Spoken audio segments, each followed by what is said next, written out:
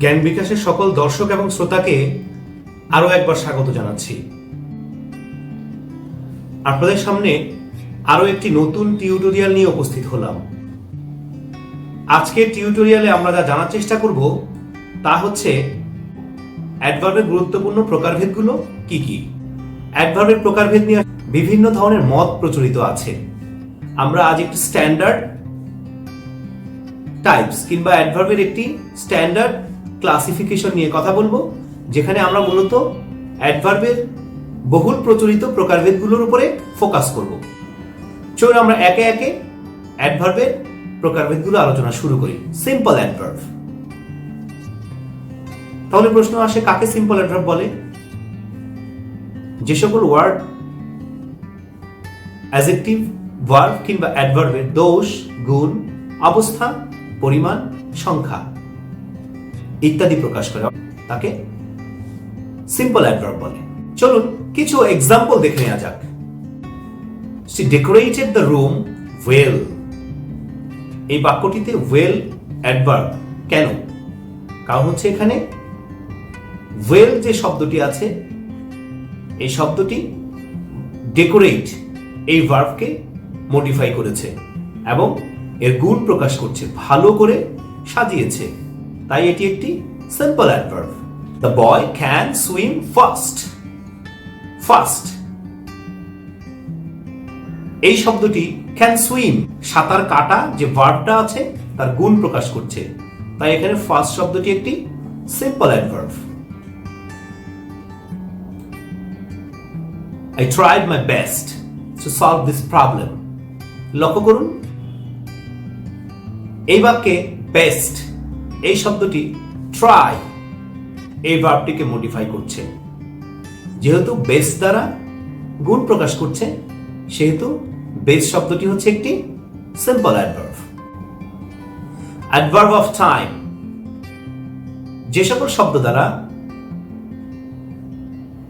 ক্রিয়ার সময় প্রকাশ করা হয়, অর্থাৎ কাজ কখন হবে বা হয়েছে বা হয়েছিল বা হতে পারে, সেই শব্দগুলোকে অ্যাডভার্ব অফ টাইম বলে। মূলত ক্রিয়াকে হোয়েন দ্বারা প্রশ্ন করলে অ্যাডভার্ব অফ টাইম রিকগনাইজ করাটা অনেক সহজ ব্যাপার। চলুন কয়েকটি উদাহরণের মাধ্যমে বিষয়টা পরিষ্কার হওয়া যাক। প্রথম উদাহরণটি, I will arrive at your home in the morning. আমি পৌঁছাবো তোমার বাড়িতে। এই যে আমি পৌঁছাবো, আমার যে ক্রিয়াটা সম্পাদিত হবে কখন, in the morning. In the morning এই ফ্রেজটি will arrive এই ক্রিয়াকে কোয়ালিফাই করছে এবং এই বাক্যে যে অ্যাডভার্বটি রয়েছে তা দ্বারা ক্রিয়ার সময় প্রকাশ করছে, তাই ইন দ্য মর্নিং এই ফ্রেজটি হচ্ছে অ্যাডভার্ব অফ টাইম। ইয়েস্টারডে গতকাল। লক্ষ্য করুন, গতকাল কি হয়েছিল, একটা ঘটনা ঘটেছিল, ক্রিয়ার কথা বলা হচ্ছে। গতকাল আমি আক্রান্ত হয়েছিলাম জ্বর সর্দি দ্বারা। যেহেতু ইয়েস্টারডে এই সময়বাচক শব্দটি ওয়াজ অ্যাটাকড ভার্বকে মডিফাই করছে, তাই এই শব্দটি একটি adverb of time. Then the thief entered into my house. Then তখন, তখন কি ঘটেছিল, চোর ঢুকেছিল। দেন শব্দটা এন্টার ভার্বকে মডিফাই করছে এবং দেন দ্বারা সময় প্রকাশ করা হচ্ছে, সুতরাং দেন হচ্ছে একটি অ্যাডভার্ব অফ টাইম। এখানে অ্যাডভার্ব অফ টাইমের আরো কিছু উদাহরণ শব্দ আকারে দেখানো হলো। সহজে বোঝার স্বার্থে এই শব্দগুলো আমি এখানে শো করছি, যেন সবাই অ্যাডভার্ব অফ টাইমটা সহজে বাক্য থেকে পিক করতে পারে। তবে একটা বিষয় মনে রাখতে হবে, এই শব্দগুলো শুধু বাক্যে থাকলেই হবে না। এই শব্দগুলো বাক্যে যখন ইউজ হবে তখন তার দ্বারা একটি ভার্বকে মডিফাই কিংবা কোয়ালিফাই হতে হবে, তা না হলে কিন্তু এই শব্দগুলো অ্যাডভার্ব হতে পারবে না। অ্যাডভার্ব অফ প্লেস, যে অ্যাডভার্ব দ্বারা স্থান প্রকাশ করা হয়, অর্থাৎ ক্রিয়ার কাজ কোথায় হবে, কোথায় কোন জায়গায় হবে, এইটা যার দ্বারা প্রকাশিত হয় সেই শব্দ বা শব্দ সমষ্টি হচ্ছে adverb of place. They are playing, লক্ষ্য করুন তারা খেলছে, আর প্লেইং। এখন এই যে তারা খেলছে, ক্রিয়াটা, খেলাটা কোথায় সম্পাদিত হচ্ছে? In the field. ক্রিয়ার স্থান প্রকাশ করা হচ্ছে, তাই ইন দ্য ফিল্ড এই ফ্রেজটি হচ্ছে একটা অ্যাডভার্ব অফ প্লেস।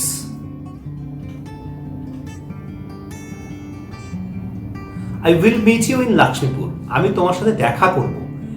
দেখা করা যে ক্রিয়াটা কোথায় সম্পাদিত হবে? ইন লক্ষ্মীপুর। যেহেতু ইন লক্ষ্মীপুর এই ফ্রেজটা উইল মেট ভার্বটিকে মডিফাই করছে এবং কাজের স্থান নির্দেশ করছে, তাই ইন লক্ষ্মীপুর এই ফ্রেজটি হচ্ছে adverb of place. Tomorrow you must come here, লক্ষ্য করুন মাস্ট কাম, একটা কাজ বলা হচ্ছে কাউকে যে তোমাকে এটা করতেই হবে, মাস্ট কাম। এখন মাস্ট কামটা কোথায় হতে হবে? এখানে। আর আমরা সবাই জানি হেয়ার, এখানে, এর দ্বারা স্থান নির্দেশ করা হয়। সুতরাং হেয়ার শব্দটা যেহেতু মাস্ট কাম এই ভার্বকে মডিফাই করছে, তাই হেয়ার হচ্ছে adverb of place. Adverb of frequency, যে সকল শব্দ দ্বারা কাজের রেগুলারিটি, ইরেগুলারিটি, রেপিটেশন ইত্যাদি প্রকাশ করা হয়। অর্থাৎ কোনো কাজ বারবার হচ্ছে বা বারবার হচ্ছে না ইত্যাদি প্রকাশ করা হয়, তাকে অ্যাডভার্ব অফ ফ্রিকোয়েন্সি বলে। Usually I go to the market on holiday, এই যে বাক্যটি, এই বাক্যটিতে ইউজুয়ালি শব্দের দ্বারা কি প্রকাশ করা হচ্ছে? আমি যাই, বারবার যাই। কোথায় যাই? ছুটির দিনে বাজারে যাই। তাহলে কাজটা কিন্তু একবার না, পুনঃ পুনঃ ঘটছে, বারবার ঘটছে। আর যেহেতু এখানে ফ্রিকোয়েন্সি প্রকাশ করা হচ্ছে, মানে পুনঃ পুনঃ প্রকাশ করা হচ্ছে, তাই ইউজুয়ালি এই শব্দটি হচ্ছে adverb of frequency. The boy hardly comes here, ছেলে এখানে আসে না বললেই চলে, অর্থাৎ বারবার কি হয়? সে আসে না। তাই হার্ডলি শব্দটি এখানে হচ্ছে একটি অ্যাডভার্ব অফ ফ্রিকোয়েন্সি। এবং লক্ষ্য করুন হার্ডলি শব্দটি কিন্তু কামস ভার্বটিকে মডিফাই করছে। জেনারেলি, সাধারণত, children are fond of sweets. Generally শব্দটা পুনঃ পুনঃ, অর্থাৎ বাচ্চারা সব সময় পছন্দ করে কি? চকলেট, মিষ্টি জাতীয় দ্রব্য। তাই জেনারেলি শব্দটি হচ্ছে একটি অ্যাডভার্ব অফ ফ্রিকোয়েন্সি। এখানে আপনারা কিছু শব্দ দেখতে পাচ্ছেন, যেই শব্দগুলো বাক্যে অ্যাডভার্ব অফ ফ্রিকোয়েন্সি হিসেবে ইউজ হতে পারে, তবে ওই শর্ত একটাই, যেন অবশ্যই অ্যাডভার্বের কোড অফ কন্ডাক্ট ব্যবহার করে সে বাক্যে ইউজ হয়। Adverb of negation or affirmation, যে সকল শব্দ দ্বারা হ্যাঁ কিংবা না বোধক ভাব প্রকাশ করা হয়, তাকে অ্যাডভার্ব অফ নেগেশন কিংবা অ্যাফার্মেশন বলে। একই কথা আবার পুনরাবৃত্তি করতে হচ্ছে। হ্যাঁ কিংবা না, এই যে এক্সপ্রেশনটা প্রকাশ করবে কার? ক্রিয়ার হতে হবে, অ্যাডজেক্টিভের হতে হবে, কিংবা অন্য একটি অ্যাডভার্বের হতে হবে।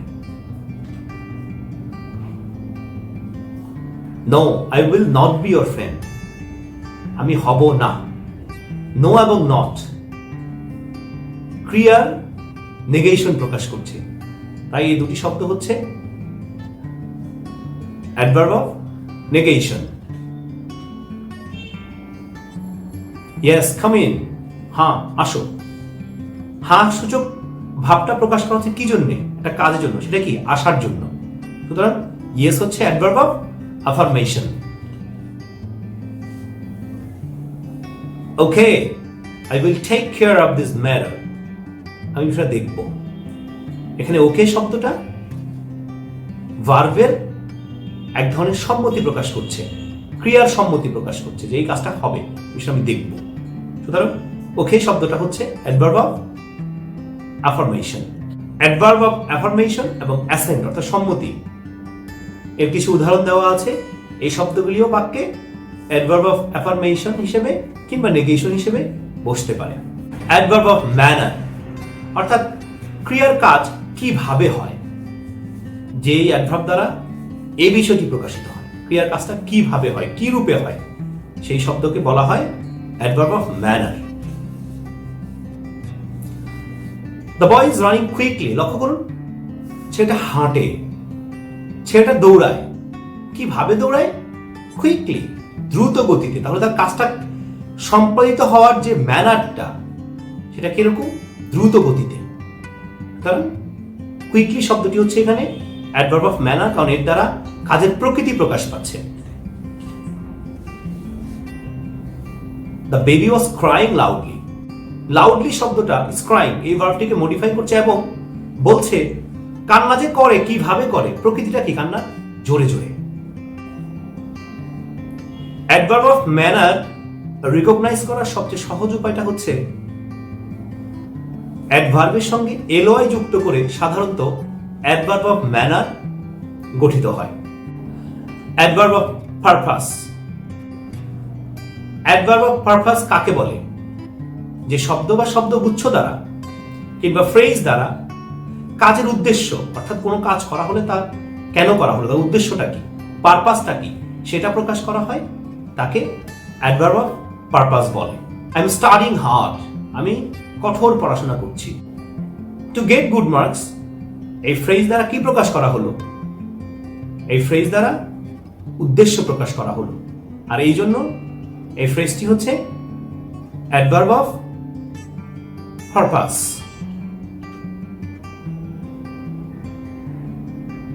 শি ইজ বেগিং, সে ভিক্ষা করছে, তার ভিক্ষা করার পারপাসটা কি? To live in this earth, পৃথিবীতে বেঁচে থাকার জন্য। তাহলে ভিক্ষা করার উদ্দেশ্যটা to live in this earth এই ফ্রেজ দ্বারা প্রকাশ করা হচ্ছে, আর এই ফ্রেজটি হচ্ছে এই জন্য একটি adverb of purpose.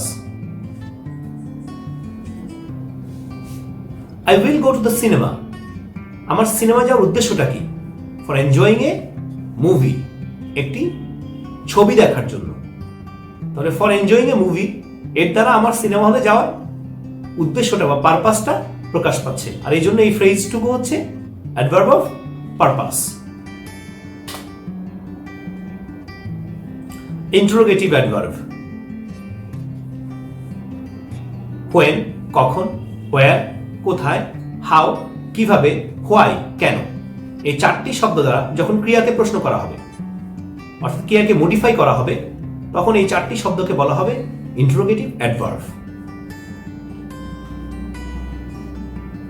Wire do you live, এই যে বাস করা, লিভ বলা হচ্ছে কোথায় বাস কর, তাহলে ওয়্যার শব্দটা কাকে মডিফাই করছে?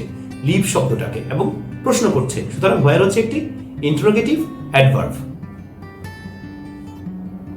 তোমার জন্মদিন কবে, কখন তোমার জন্মদিন, ওয়েন শব্দটা দ্বারা প্রশ্ন করা হচ্ছে, আর ওয়েন শব্দটা হচ্ছে এখানে interrogative adverb. How do you make this curry, তুমি এই তরকারিটা কিভাবে তৈরি করেছো? মেক, কিভাবে তৈরি করেছো, যেহেতু এখানে হাউ দ্বারা মেককে প্রশ্ন করা হচ্ছে এবং মডিফাই করা হচ্ছে, তাই হাউ শব্দটি হচ্ছে interrogative adverb. Why did you ask me this question? Ask এই ভার্বটিকে why দ্বারা মডিফাই করা হচ্ছে এবং প্রশ্ন করা হচ্ছে, তাই why শব্দটি হচ্ছে একটি ইন্টারোগেটিভ অ্যাডভার্ব। রিলেটিভ অ্যাডভার্ব, যে শব্দগুলো ইন্টারোগেটিভ অ্যাডভার্ব হিসেবে বাক্যে বসে, সেই শব্দগুলোই যখন দুটি ক্লজের মাঝখানে বসে রিলেশন বিল্ড আপ করে এবং একই সঙ্গে ক্রিয়াকে মডিফাই করে, তখন ওই শব্দগুলো হয়ে যায় রিলেটিভ অ্যাডভার্ব, অর্থাৎ একই শব্দ, ওয়্যার, ওয়েন, হাউ, হোয়াই, এগুলো বাক্যের শুরুতে বসে প্রশ্ন করলে ইন্টারোগেটিভ অ্যাডভার্ব, আর দুটি ক্লজের মাঝখানে বসে দুটি ক্লজের মধ্যে রিলেশন বিল্ড আপ করলে এগুলো রিলেটিভ অ্যাডভার্ব। তবে একটি বিষয় মনে রাখতে হবে, অবশ্যই যেন শব্দগুলো ভার্বকে মডিফাই করে। আই নো, KNOW নো, এই ভার্বটিকে ওয়্যার এই শব্দটি মডিফাই করছে এবং একই সঙ্গে ওয়্যার শব্দটা আই নো এবং হি লিভস এই দুটি ক্লজকে যুক্ত করছে, সুতরাং ওয়্যার হচ্ছে একটি relative adverb. Do you know why he will not come today, why দ্বারা দুটি ক্লজের মধ্যে রিলেশন বিল্ড আপ করা হয়েছে এবং নো এই ভার্বটিকে মডিফাই করা হয়েছে। আর এই জন্য ওয়াই শব্দটি হচ্ছে রিলেটিভ অ্যাডভার্ব, অর্থাৎ রিলেশনও বিল্ড আপ করতে হবে দুটি ক্লজের মধ্যে, আর অবশ্যই ক্রিয়াকে বা ভার্বকে মডিফাই করতে হবে। অ্যাডভার্ব অফ রিজন, যে সকল অ্যাডভার্ব দ্বারা কারণ প্রকাশ করা হয়, সাধারণত অ্যাজ, সিন্স, বিকজ, এই অ্যাডভার্বগুলো দ্বারা কোনো কাজের কারণ প্রকাশ করা হয়। আর এই জন্য এই শব্দগুলো বাক্যে অ্যাডভার্ব অফ রিজন হিসেবে ইউজ হয়ে থাকে। He could not go to school because he is ill, সেই স্কুলে যেতে পারেনি, কারণটা কি? কারণটা হচ্ছে সে অসুস্থ ছিল। যেহেতু এখানে বিকজ দ্বারা কারণ প্রকাশ করা হয়েছে, তাই বিকজ হচ্ছে একটি অ্যাডভার্ব অফ রিজন।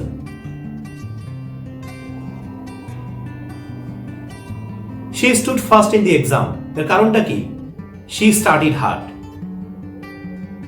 আর এই দুটি ক্লজকে যুক্ত করলো অ্যাজ, এবং যেহেতু অ্যাজ দ্বারা কারণ প্রকাশ করা হলো, তাই অ্যাজ শব্দটি হচ্ছে এখানে adverb of reason. Conjunctive adverb, যে সকল অ্যাডভার্ব কনজাংশন থেকে এসে অ্যাডভার্ব হিসেবে বাক্যে ক্রিয়াকে মডিফাই করে বা কোনো ক্লজকে মডিফাই করে, সেই অ্যাডভার্বকে বলা হয় conjunctive adverb. I will also help you in this regard. Also এই শব্দটা কি বাক্যে কি করেছে? কতগুলো শব্দকে যুক্ত করেছে, তাই অলসো শব্দটা হচ্ছে এখানে কনজাংটিভ অ্যাডভার্ব।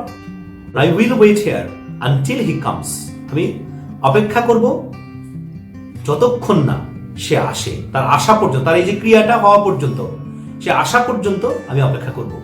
এবং এই যে দুটা বাক্য, দুটা ক্রিয়া, এই দুটা ক্রিয়াকে অপেক্ষা করা এবং আশা, এই দুটা ক্রিয়াকে যুক্ত করলো কোন কনজাংশন? আনটিল, এই কনজাংশনটি। তাই এটি হচ্ছে conjunctive adverb. You can not get admission unless you pass the test. তুমি ভর্তি হতে পারবে না যদি না তুমি পরীক্ষায় পাশ করো। এখানে ভর্তি হওয়া এই ক্রিয়াটা এবং পরীক্ষায় পাশ করা এই ক্রিয়াটি, অর্থাৎ এই দুটি ক্রিয়াকে, পরীক্ষায় পাশ করা এবং ভর্তি হওয়া দুটি ক্রিয়াকে যুক্ত করলো আনলেস এই কনজাংটিভ অ্যাডভার্বটি। আজ এ পর্যন্তই। আমার আজকের টিউটোরিয়ালটি যদি আপনাদের ভালো লাগে তবে আমার চ্যানেলটি সাবস্ক্রাইব করার অনুরোধ রইল, বেশি বেশি লাইক, কমেন্ট এবং শেয়ার করারও অনুরোধ রইল।